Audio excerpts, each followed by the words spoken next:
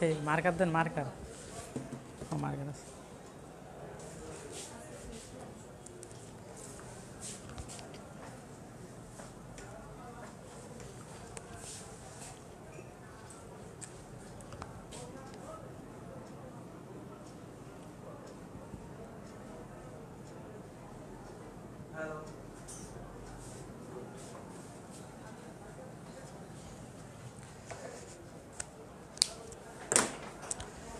Good morning dear students, how are you? I am also fine. I am Unimesh Sarkar, PNBAM Laboratory School, Satkira. আমরা previous ক্লাসে জানছিলাম যে appropriate use of chemical energy, কীভাবে আমরা জ্বালানির সঠিক ব্যবহার, কীভাবে যথার্থ ব্যবহার করতে পারি, সেটা কীভাবে ব্যবহার করলে আমরা জ্বালানিকে পুরোগতিতে আমরা বাঁচিয়ে রাখতে পারবো, সেটা আমরা পড়ছিলাম।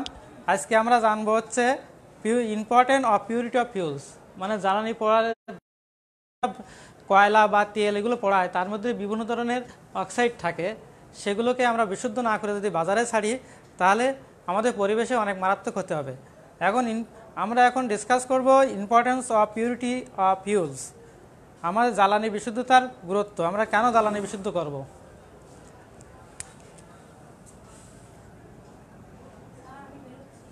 বুঝলেন?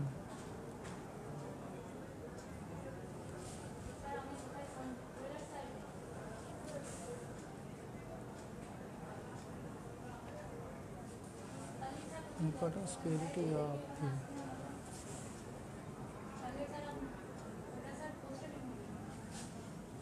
Importance purity of fuels. জ্বালানি শক্তির আধার হিসেবে আমরা বিভিন্ন প্রকার বা রাসায়নিক শক্তির আধার হিসেবে আমরা বিভিন্ন প্রকার জ্বালানি ব্যবহার করি। আর এই জ্বালানি ব্যবহার করা, যেমন কাঠ বা কয়লা বা পেট্রোল, এগুলো আমরা যখন জ্বালানি ব্যবহার হিসেবে ব্যবহার করি তখন এখান থেকে বিভিন্ন ধরনের কার্বন ডাইঅক্সাইড গ্যাস উৎপন্ন হয় এবং কার্বন ডাইঅক্সাইড গ্যাসের সাথে কার্বন মনোঅক্সাইডও গ্যাস উৎপন্ন হয়, যা পরিবেশের জন্য ক্ষতিকর বা আমাদের জীবের জন্য ক্ষতিকর। এই গ্যাস সামান্য পরিমাণ অক্সাইডের সাথে বিক্রিয়া করে, মানে স্বল্প পরিমাণ বায়ুর সাথে বিক্রিয়া করে বিভিন্ন ধরনের অক্সাইড তৈরি করে, যা এই পরবর্তীতে এটা পানির সাথে বিক্রিয়া করে কি করছে, বৃষ্টির পানির সাথে বিক্রিয়া করে অ্যাসিড বৃষ্টি রূপে পৃথিবীতে পতিত হচ্ছে, যা আমাদের পরিবেশের জন্য ক্ষতিকর। তাহলে আমরা যদি জ্বালানি পোড়াই তাহলে আমাদের উৎপন্ন হচ্ছে কার্বন ডাইঅক্সাইড বা কার্বন মনোঅক্সাইড, বা এই যে জ্বালানি পোড়ানোর ফলে এখানে আরও কিছু পদার্থ মিশ্রিত থাকছে, যেগুলো হচ্ছে নাইট্রোজেন, ফসফরাস বা সালফার। তাহলে কার্বন ডাইঅক্সাইড সাথে কার্বন ডাই মনোঅক্সাইড আর কি উৎপন্ন হচ্ছে, নাইট্রোজেন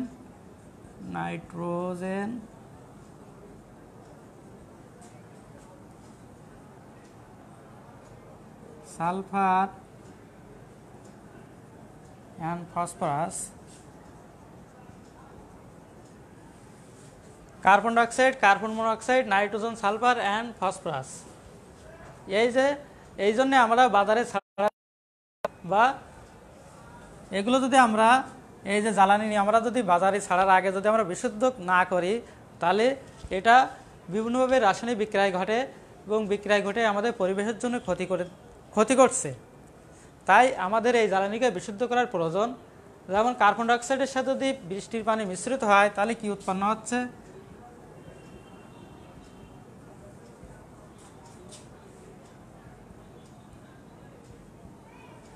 কার্বনিক অ্যাসিড উৎপন্ন হচ্ছে। তাহলে এই অ্যাসিড কি হচ্ছে, অ্যাসিড বৃষ্টি রূপে পৃথিবীতে পতিত হচ্ছে।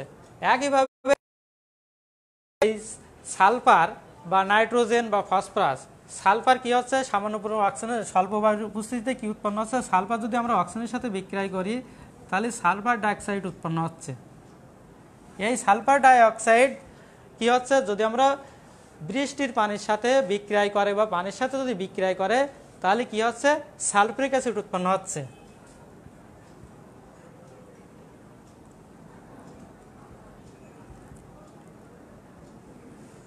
এই সালফার ডাইঅক্সাইড যদি আবারও যদি অক্সিজেনের সাথে যদি বিক্রিয়া করে তাহলে সালফার ট্রাইঅক্সাইড উৎপন্ন হচ্ছে। এই সালফার ট্রাইঅক্সাইড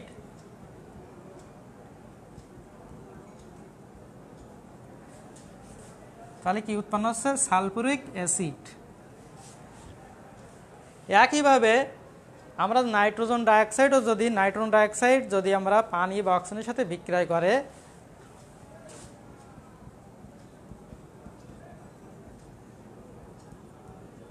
তাহলে নাইট্রিক অ্যাসিড উৎপন্ন হচ্ছে।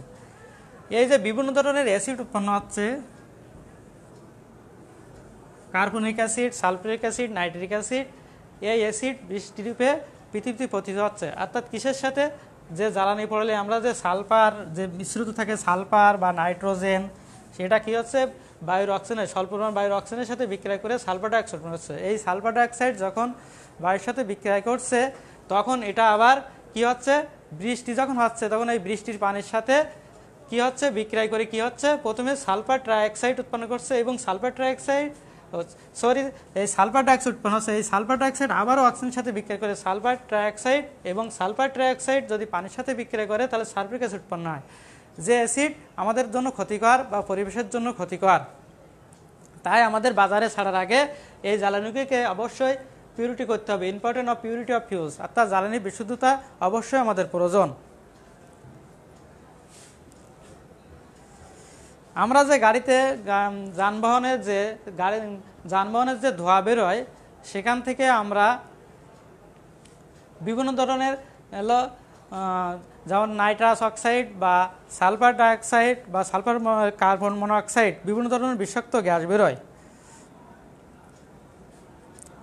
কার্বন মনোক্সাইড বা নাইট্রোজেন অক্সাইড বা আনইউজ মিথেন, অব্যবহৃত মিথেন ইত্যাদি বেরোয়। এইসব গ্যাস যদি সূর্যের আলোর সাথে যদি বিক্রিয়া করে তাহলে কি হচ্ছে? এক ধরনের ধোঁয়া সৃষ্টি, যেটাকে বলা হয় ফটোকেমিক্যাল স্মোক, অর্থাৎ ফটোকেমিক্যাল ধোঁয়া বলা হচ্ছে। আর এই যে ফটোকেমিক্যাল স্মোকটা কি হচ্ছে? আমাদের ওজোন স্তরকে ক্ষতি করছে। ওজোন স্তর বলতে কিউকে বুঝি ওজোন স্তর। এই ওজোন স্তরকে ক্ষতি করছে। এই ওজোন স্তর কি করছে? আমাদের পৃথিবীকে রক্ষা করছে। কিসের থেকে? সূর্য থেকে আসা যে আল্ট্রাভায়োলেট রে, সেটা এই ওজোন স্তর, অর্থাৎ একটা পর্দার মতো আছে, সূর্য থেকে আসা যে আল্ট্রাভায়োলেট রশ্মি এই ওজোন স্তর ভেদ করে আসতে পারে না। অর্থাৎ এই ওজোন স্তরটাই আমাদের আল্ট্রাভায়োলেট রশ্মিকে পৃথিবীতে আসতে বাধা দেয়। অতএব যদি আমরা জ্বালানি বিশুদ্ধ না করি তাহলে এই ওজোন স্তর ক্ষয়তে থাকবে। আর ওজোন স্তর ক্ষতি হলে কি হচ্ছে? পৃথিবী একসময় কি হুমকির সম্মুখীন হবে। তাই আমাদের অবশ্যই জ্বালানির বিশুদ্ধতা অবশ্যই প্রয়োজন। নিশ্চয়ই তোমরা বুঝতে পারছো কেন আমাদের জ্বালানি পরিশুদ্ধ করতে হবে, রিফাইন করতে হবে।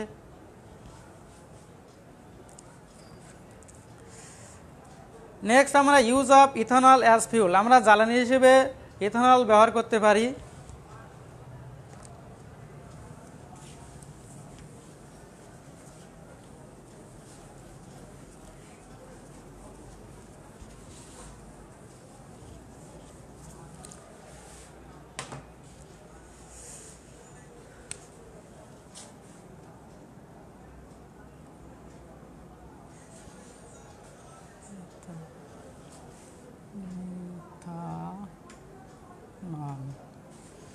Fuel.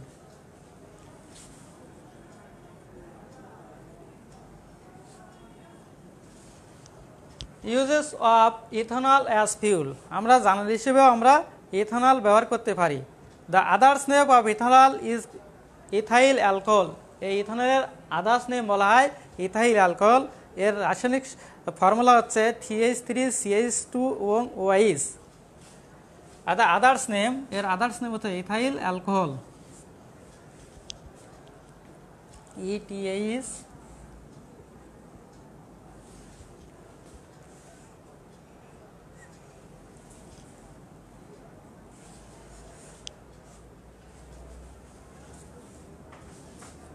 ইথাইল অ্যালকোহল এর ফর্মুলা হচ্ছে CH3CH2OH।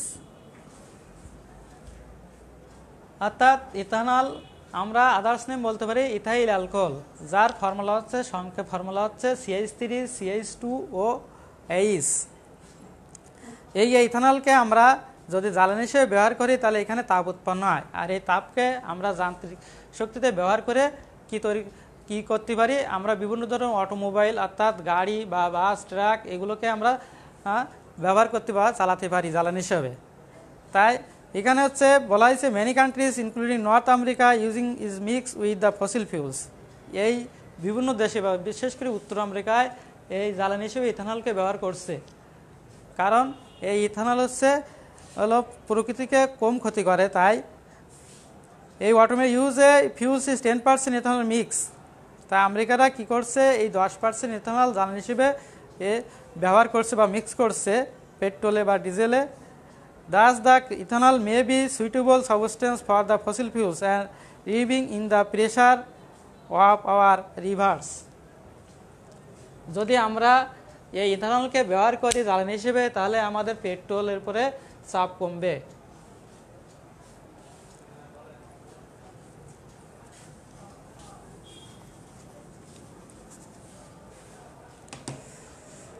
নেক্সট আমরা কেমিক্যাল প্রসেস বা ইলেকট্রিসিটি, তড়িতের সাহায্যে রাসায়নিক প্রক্রিয়া, কেমিক্যাল প্রসেস বা ইলেকট্রিসিটি, কেমিক্যাল প্রসেস বা ইলেকট্রিসিটি।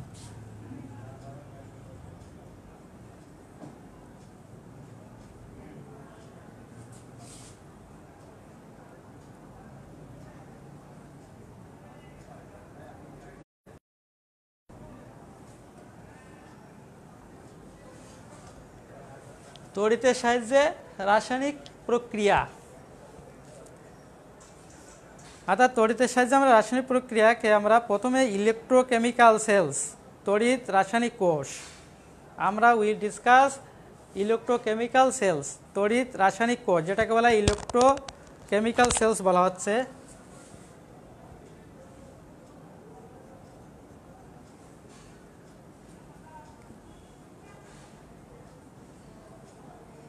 ইলেকট্রোকেমিক্যাল সেলস,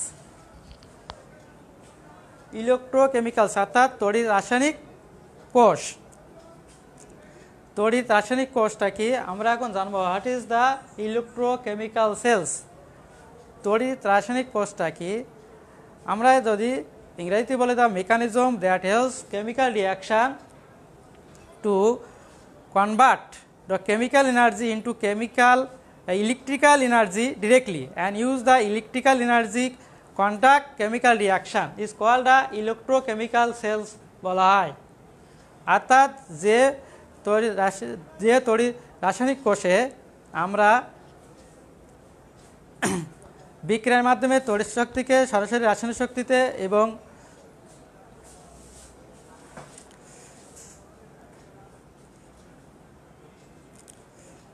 অর্থাৎ ইলেকট্রোকেমিক্যাল সেলস অর্থাৎ আমরা বিদ্যুৎ শক্তিকে ব্যবহার করে আমরা রাসায়নিক বিক্রিয়া করে রাসায়নিক শক্তিকে বিদ্যুৎ শক্তিতে সরাসরি বিদ্যুৎ শক্তিতে রূপান্তরিত করতে পারি এবং বিদ্যুৎ শক্তিকে ব্যবহার করে রাসায়নিক পরিবর্তন ঘটাতে পারি।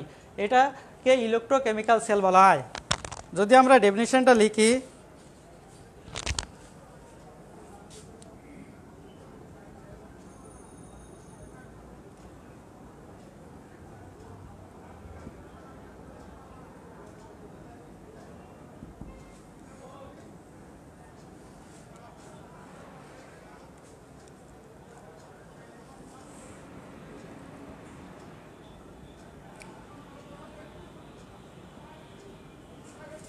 the mechanism that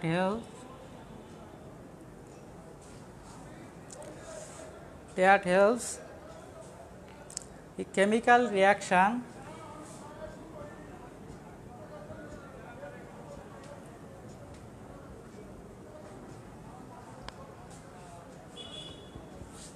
to convert chemical energy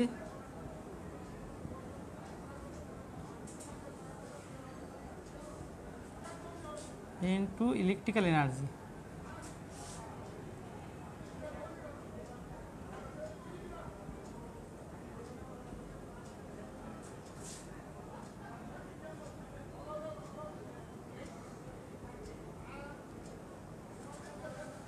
অর্থাৎ the mechanism that helps the chemical reaction to convert chemical energy into electrical energy directly,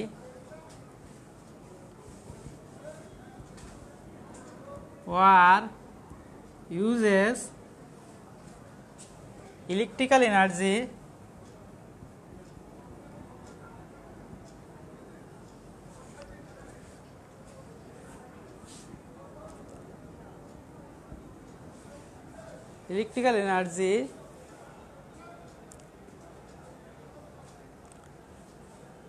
to conduct chemical reactions.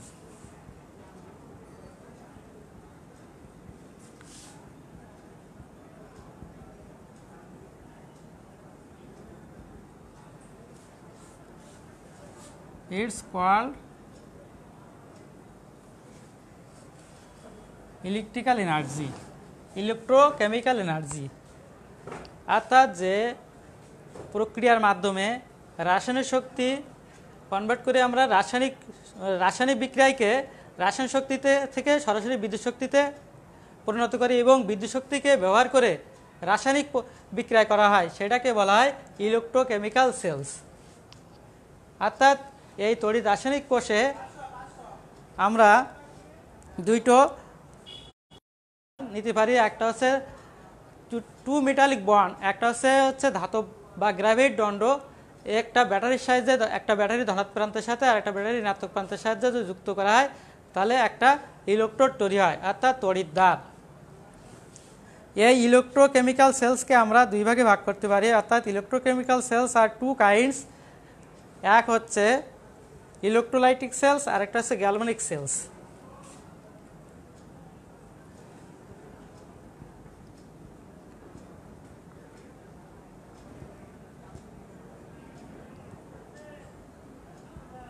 Sales দিয়ে হচ্ছে গ্যালভানিক সেল। ইলেকট্রোলাইটিক সেলস অর্থাৎ তড়িৎ বিশ্লেষক কোষ,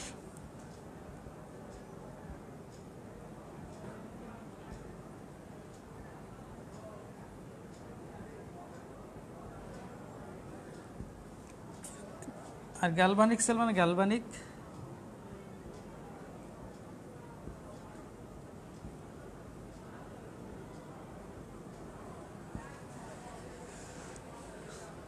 অর্থাৎ তড়িৎ বিশ্লেষক কোষ। অর্থাৎ electrolytic cells, the cells where electricity is driven from an outer source to carry out a chemical reaction inside the cell. অর্থাৎ যে কোষে বাইরে থেকে বিদ্যুৎ প্রবাহিত করে রাসায়নিক বিক্রিয়া ঘটানো হয় সেটা হচ্ছে ইলেকট্রোলাইটিক সেল। অর্থাৎ বাইরে থেকে বিদ্যুৎ সংযোগ দিয়ে কোষের মধ্যে বিক্রিয়া ঘটানো হয়, অর্থাৎ সেটাকে বলা হয় ইলেকট্রোলাইটিক সেল। আর গ্যালভানিক সেল কোষের মধ্যে বিক্রিয়কের মাধ্যমে যে বিদ্যুৎ শক্তি উৎপন্ন হয় সেটা হচ্ছে গ্যালভানিক সেল বলা হয়।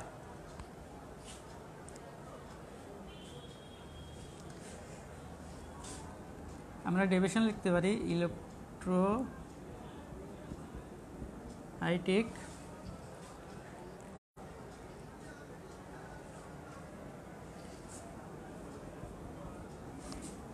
TIC।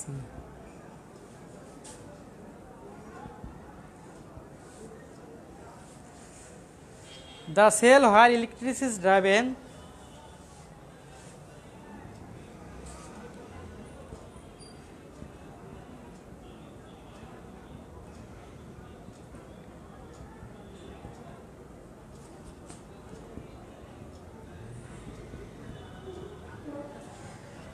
where electricity is driven from an outer source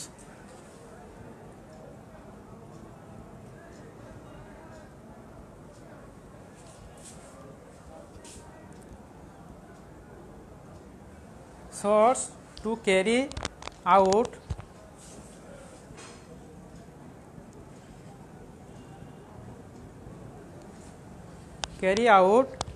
a chemical reaction inside the cell. A chemical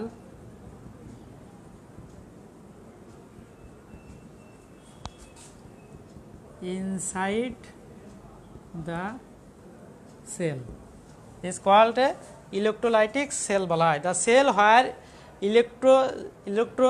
electricity is derived from a outer source to carry out a chemical reaction। অর্থাৎ যে কোষে বাইরে থেকে বিদ্যুৎ সংযোগ দিয়ে বিক্রিয়ার মধ্যে রাসায়নিক বিক্রিয়া ঘটানো হয় সেটাকে বলা হয় ইলেকট্রোলাইটিক সেলস। আর galvanic sell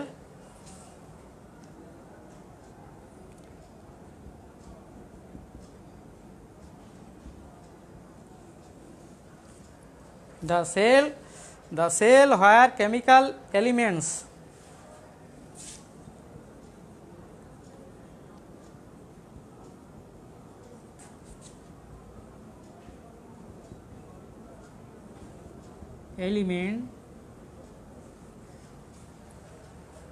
undergo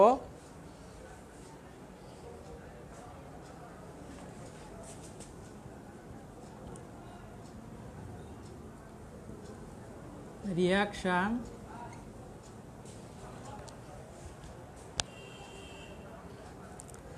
and produce electrical energy।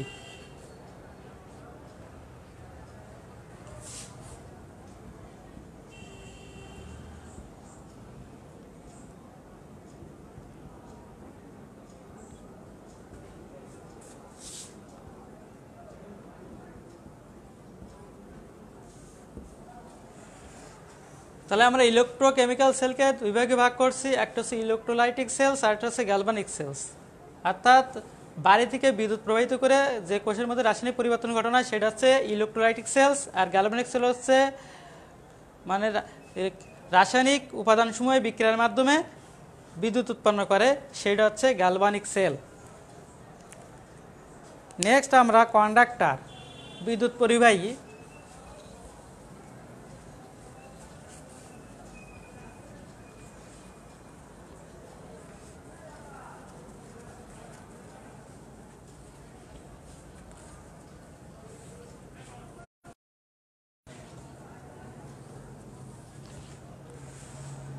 Conductor means হচ্ছে বিদ্যুৎ পরিবাহী।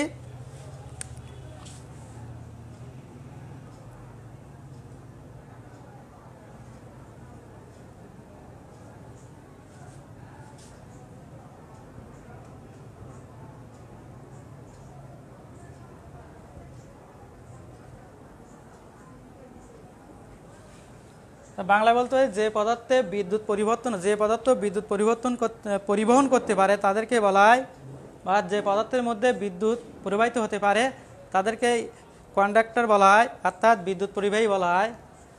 বা ইংরেজিতে বলতে the material through which electricity can pass, the material through which electricity can pass is called a conductor, electrical conductor বলা হয়।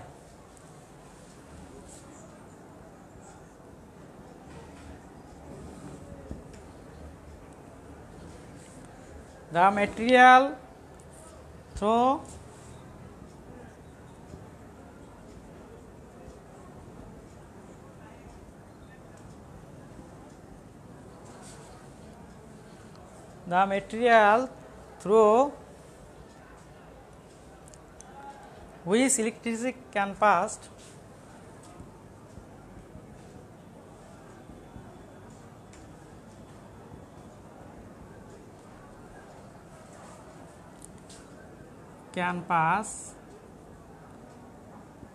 it's called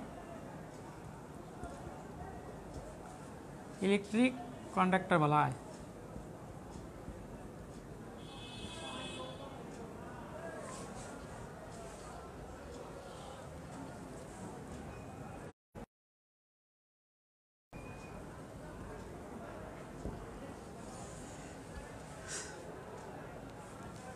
অর্থাৎ যেসব পদার্থের মধ্যে বিদ্যুৎ পরিবাহিত হতে পারে বা যেতে পারে তাদেরকে বলা হয় ইলেকট্রিক্যাল কন্ডাক্টর, অর্থাৎ বিদ্যুৎ পরিবাহী পদার্থ।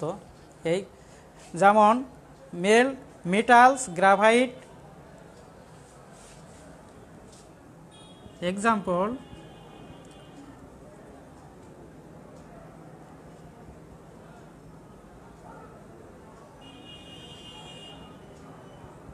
Metal, graphite, sodium chloride,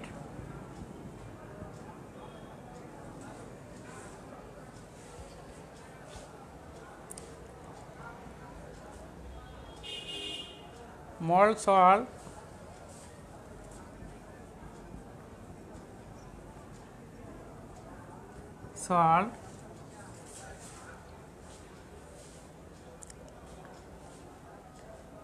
acid and base solution,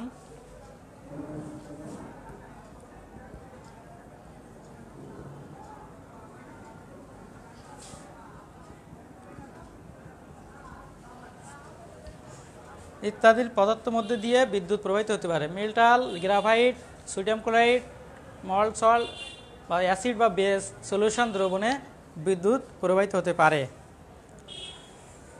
এই কন্ডাক্টর আর টু কাইন্ডস। এই কন্ডাক্টরকে আমরা দুই ভাগ করতে পারি, একটা হচ্ছে ইলেকট্রিক কন্ডাক্টর, ইলেকট্রনিক কন্ডাক্টরস, আর একটা হচ্ছে ইলেকট্রোলাইটিক্স।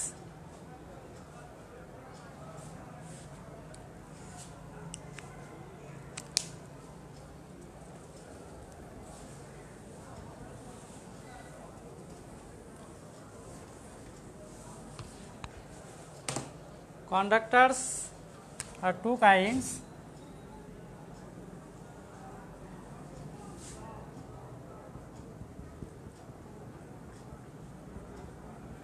A conductor towards electrolytes.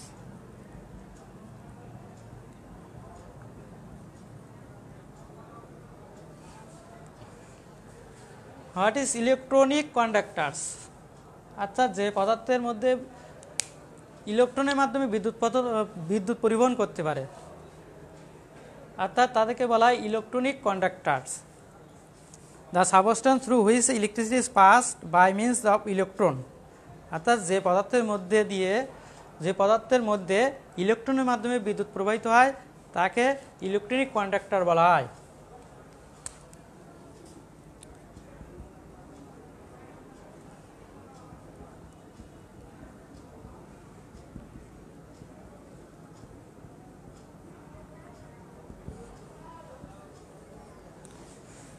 The substance through which electricity can pass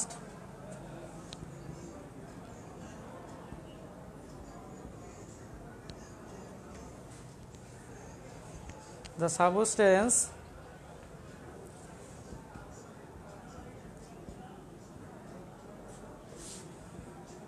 which electricity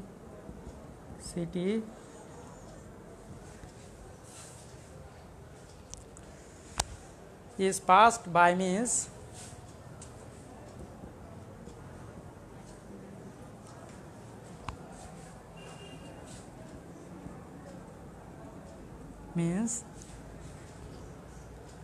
electrons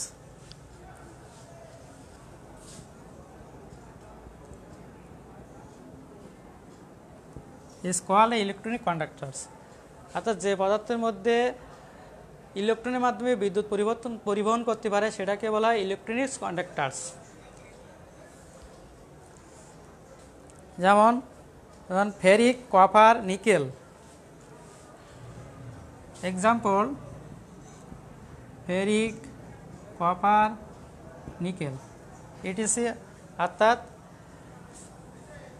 এইসব পদার্থের মধ্যে দিয়ে ইলেকট্রনের মাধ্যমে বিদ্যুৎ পরিবহন করতে পারে। নেক্সট হচ্ছে ইলেকট্রোলাইটিক্স, অর্থাৎ যে পদার্থ মধ্যে কঠিন অবস্থায় বিদ্যুৎ পরিবহন করতে পারে না, কিন্তু গলিত বা দ্রবীভূত অবস্থায় বিদ্যুৎ পরিবহন করতে পারে এবং বিদ্যুৎ পরিবহনের সময় রাসায়নিক পরিবর্তন ঘটায়, সেটাকে বলা হয় ইলেকট্রোলাইটিক্স, অর্থাৎ তড়িৎ বিশ্লেষ্য।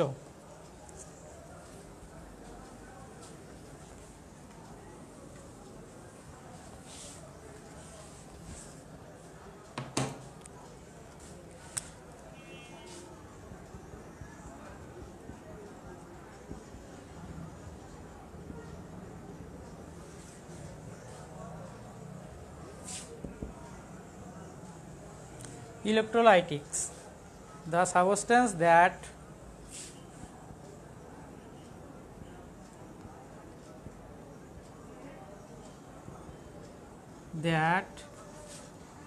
let electricity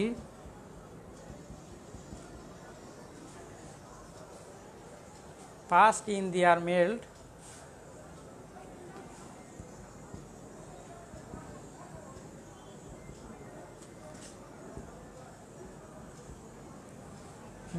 and solution state.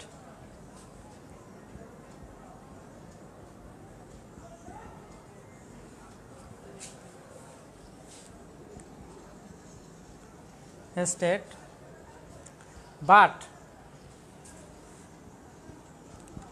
অর্থাৎ যে পদার্থ সময় গলিত বা দ্রবণীয় অবস্থায় বিদ্যুৎ পরিবহন করতে পারে, কিন্তু কঠিন অবস্থায় allow but do not allow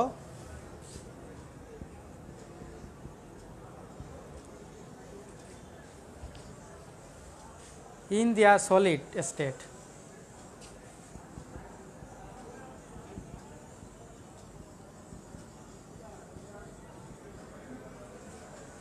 কিন্তু কঠিন অবস্থায় বিদ্যুৎ পরিবহন করতে পারে না। and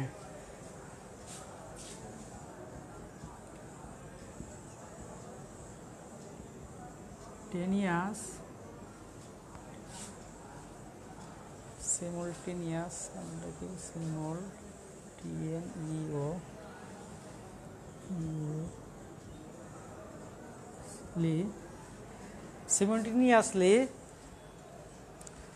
bring about a chemical sense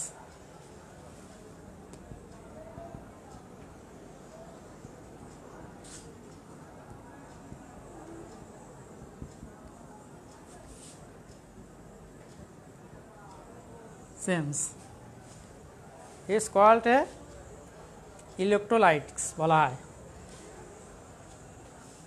অর্থাৎ যে পদার্থে গলিত এবং দ্রবীভূত অবস্থায় বিদ্যুৎ পরিবহন করে কিন্তু কঠিন অবস্থায় বিদ্যুৎ পরিবহন করে না, আর এই বিদ্যুৎ পরিবহনকালে রাসায়নিক পরিবর্তন ঘটায়, মানে বিদ্যুৎ পরিবহনকালে সেকে ইলেকট্রোলাইটিক্স বলা হয়, অর্থাৎ তড়িৎ বিশ্লেষ্য কোষ। এই ইলেকট্রোলাইটসকে আবার দুই ভাগে ভাগ করা হয়েছে, একটা স্ট্রং ইলেকট্রোলাইটস আর একটা উইক।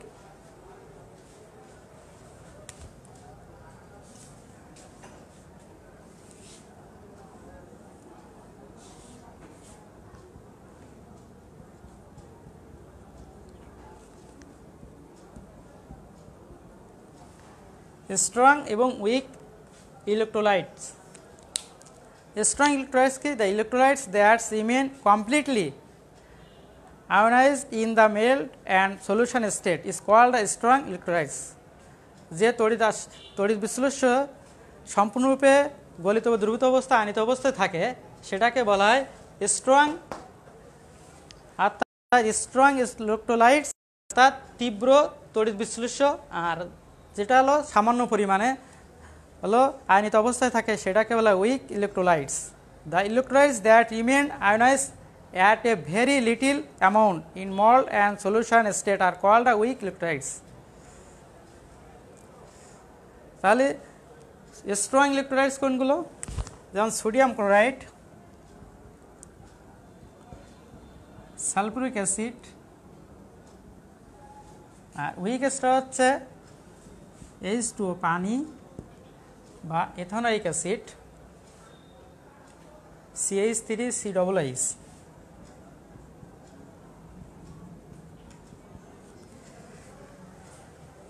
তাহলে ইলেকট্রোলাইটসকে আমরা দুই ভাগ করেছে, স্ট্রং ইলেকট্রোলাইটস আর উইক ইলেকট্রোলাইটস, তীব্র তড়িৎ বিশ্লেষ্য আর মৃদু তড়িৎ বিশ্লেষ্য। অর্থাৎ সোডিয়াম ক্লোরাইড এবং সালফারিক অ্যাসিড স্ট্রং ইলেকট্রোলাইটস, আর পানি H2O এবং ইথানোয়িক অ্যাসিড হচ্ছে উইক ইলেকট্রোলাইটস। আর ইলেকট্রোড কি, তড়িৎ দ্বারটা কি?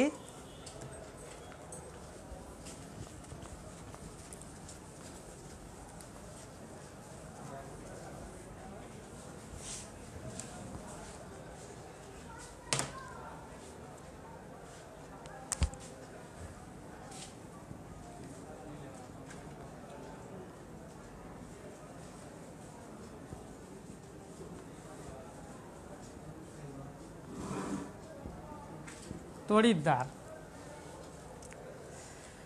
Electrode is metallic or non-metallic electric conductors. They are electronic conductors sunk in the solution of electrolytics. In the electrochemical cells, and the elements or ion donate an electrons and electrode and oxidation reaction, and the positive ion accept the electron from the other electrode in the reduction. That is why oxidation reaction occur in the whole cells. The electrode where oxidation occur is called the anode, and electrode is where a reduction occur is cathode. Electrode কি তড়িৎদ্বার, অর্থাৎ এখানে আমরা একটা বলতে পারি mechanism of electrolysis malt solution chloride, অর্থাৎ গলিত সোডিয়াম ক্লোরাইডের তড়িৎ বিশ্লেষ্য। আমরা ইলেকট্রোডকে এইভাবে করতে পারি, আমরা একটা কাঁচের পাত্র বা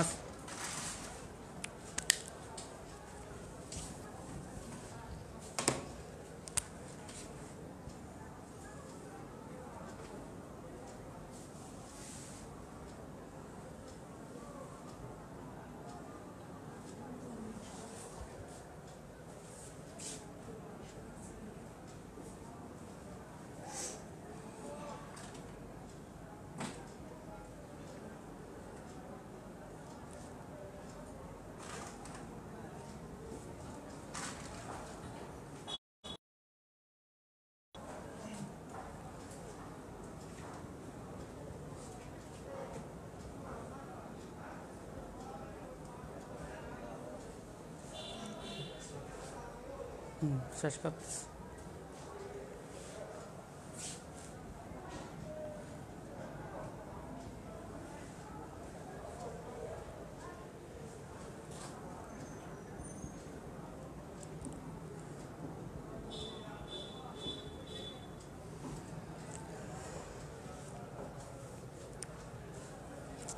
আমরা একটা চীনামাটি বা কাঁচের পাত্র নেব এবং তার ভিতরে একটা সোডিয়াম ক্লোরাইডের দ্রবণ, গলিত সোডিয়াম ক্লোরাইড দ্রবণ এবং সোডিয়াম ক্লোরিন হচ্ছে এখানে আয়নিত অবস্থা আছে, সোডিয়াম এবং ক্লোরিন আয়ন।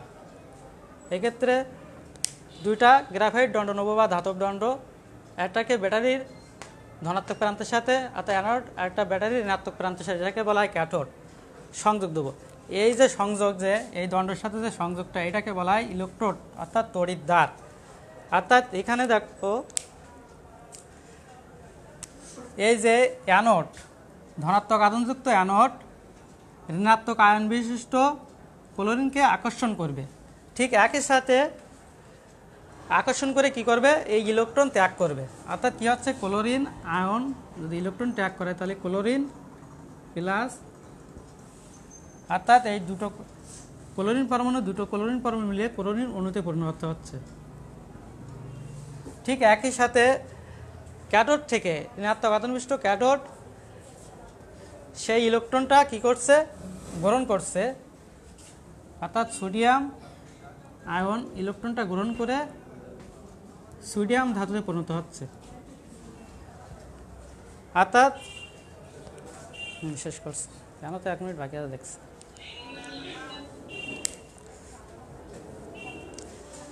তাহলে এইভাবে গলিত সোডিয়াম ক্লোরাইড দ্রবণে তড়িৎ বিশ্লেষণ হচ্ছে, অর্থাৎ অ্যানোড যে পজিটিভ আয়ন সেটা নেগেটিভ ক্লোরিন আয়নকে বা ক্লোরিন আয়নকে কি আকর্ষণ করছে, আর সেই সাথে ক্যাথোড থেকে সেই ইলেকট্রন গ্রহণ করছে এবং সোডিয়াম ধাতুতে পরিণত হচ্ছে, আর অর্থাৎ অ্যানোডে ক্লোরিন গ্যাস উৎপন্ন হচ্ছে। এভাবে আমরা তড়িৎ বিশ্লেষণ করতে পারছি, অর্থাৎ ইলেকট্রোলাইটিক্স, অর্থাৎ গলিত সোডিয়াম ক্লোরাইড দ্রবণে আমরা তড়িৎ বিশ্লেষণ কীভাবে একটু দেখালাম সংক্ষিপ্ত আকারে। নেক্সট ক্লাসে তোমাদের আরও ভালো করে দেখানো হবে। সে পর্যন্ত ভালো থেকো, সুস্থ থেকো। হ্যাঁ, নেক্সট ক্লাসে আবার দেখা হবে। বাই।